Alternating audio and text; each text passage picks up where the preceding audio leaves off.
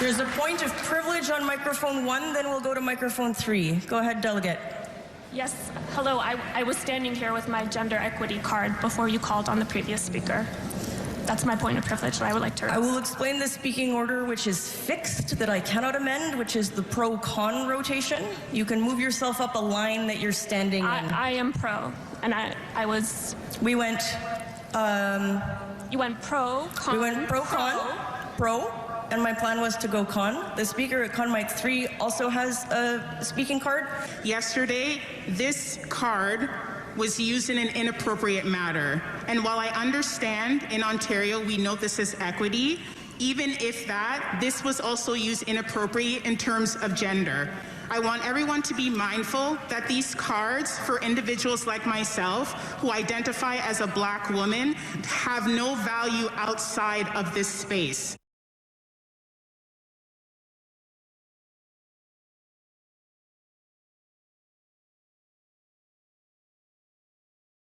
Point of personal privilege. I understand there's very little time and for delegates to speak, but early on the mic, it's hard as a racialized and transgender delegate to sometimes use this card and speak up, speak to somebody in front of me in line and ask, hey, this pertains to multiple intersecting parts of my lived experience. I'd like to speak.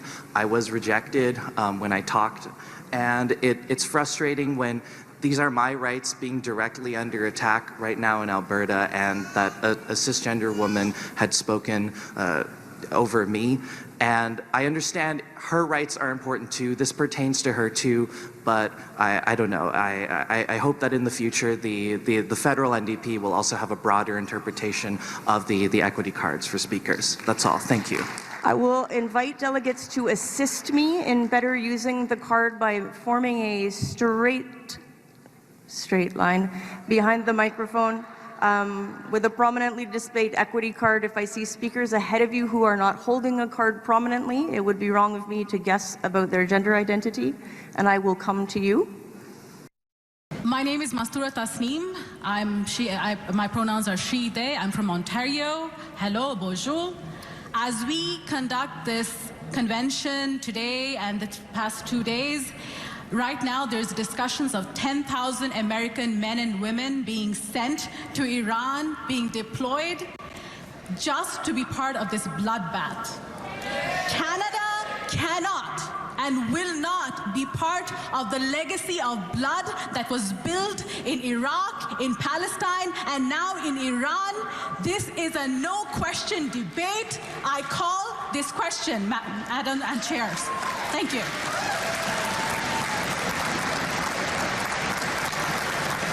Your point's quite well made, Speaker. I'll again thank delegates not to call me Madam Chair or Madame la Présidente. I'm a non-binary person. My pronouns are they, them, and their. Chair is sufficient.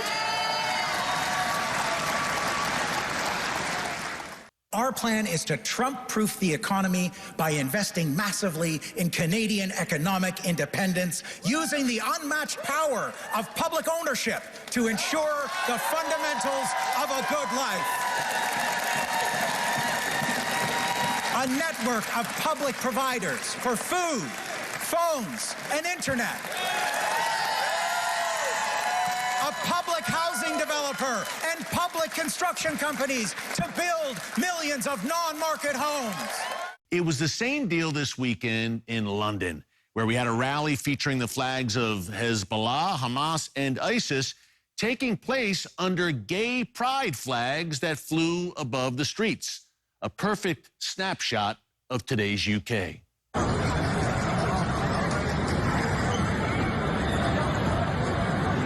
So feel free to wave any flag you want except the national flag of Great Britain, the Union Jack. Here's what happened this weekend in London when someone tried to do that.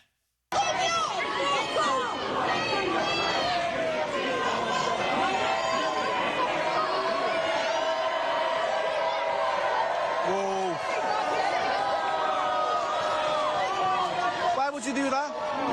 Because you're being a kid. The great Winston Churchill is turning in his grave.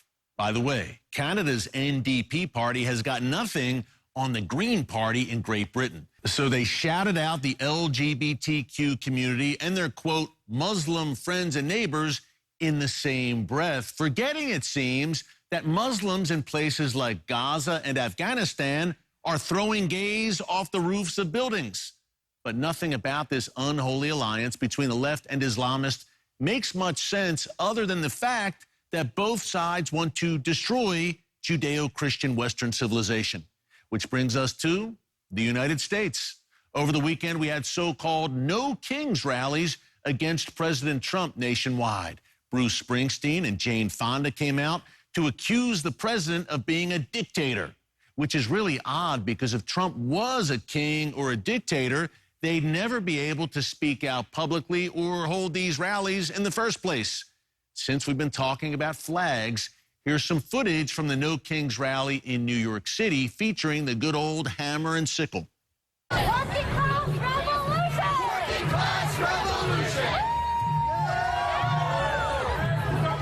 Solution! There is only one solution! Communist revolution! Communist revolution! There is only one solution! There is only one solution!